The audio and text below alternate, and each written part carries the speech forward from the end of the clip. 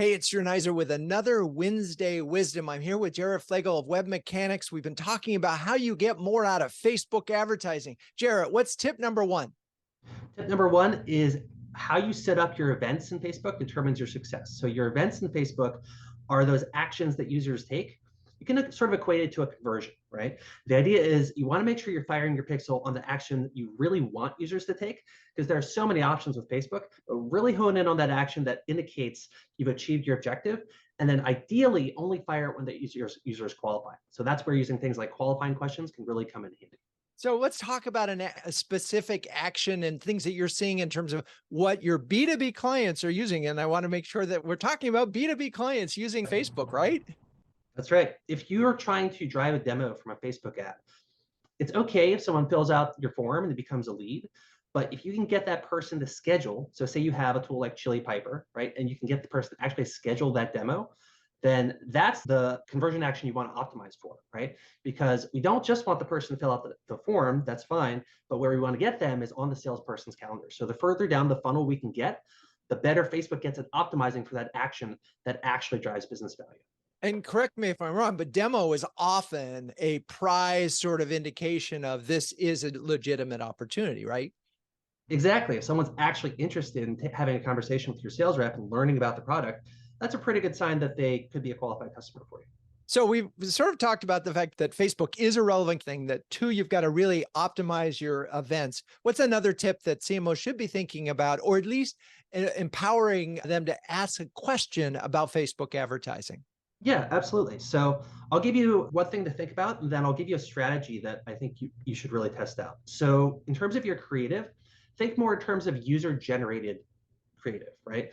So a lot of Facebook ads, you don't want them to come across as very corporate or very sort of stale. Facebook is a very organic platform. People are looking at puppies and babies and cat pictures and thinking about family. So you want it to come across as authentic and genuine. So really one tip I would have is try to get customer stories. They can be low budget, low fi, but really see if you can record customers talking about your product or service, and really sharing that genuine experience, right? And cut it in such a way that you're getting to the value of what your product provides. And when you do that, you come across as more believable and more authentic than if you're just saying it yourself. Okay, so we've got customer testimonials, sort of authentic, probably gritty, getting to the story. What else? So one of the big things that seems to be on the uptrend again, is coming back to some extent, is trade shows and conferences, right? So if your company is sponsoring a trade show or conference, how do you get ahead of that show and actually make sure that you're engaging those people at the conference? Well, a lot of these conferences will give you the list, right, of attendees. Well, the great thing about Facebook is you can take a list of prospects and match them, right? And you'll get some percent, anywhere from, call it 30 to 70%, depending upon the quality of the list. But what you can do is then run a survey and add an incentive, say, hey, like, we'll pick a winner for $250 or what have you. If you're attending this trade show, if you're attending this conference, fill out the short survey for a chance to win.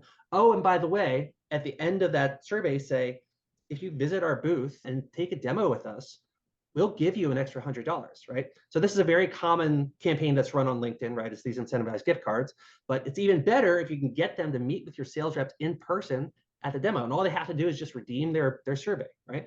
So target that specific list. You'll get plenty of data, ask very specific questions that help you understand your market and what's driving them. Use that in your messaging, in your other ads, in your other marketing, but you'll also drive those demos directly, which will ultimately result in sales. So it's kind of a 1-2 punch. Yeah. And I know because we're talking about budgeting in CMO Huddles right now, and so much of money is going to events and just booking and getting people there. But we all know that, in order to get the most out of events, you need a before, during, and after plan. And what better way to do it than to get the list and reach those people and engage them and create it, even if they don't click on anything, you planted the seed of recognition so that when they go by the booth, they might say, oh, I know these guys. So anyway, those are all wonderful tips, things I hadn't really thought about, but make sense. So thank you, Jarrett Flegel of WebMechanix. If you're a B2B CMO who's looking for better ways to share, care, and dare each other to greatness, check out CMOHuddles.com. We even have a free starter program that give you a taste of what's going on in Huddle land. Okay, that's your Wednesday Wisdom. I'm Drew Nizer. Peace out.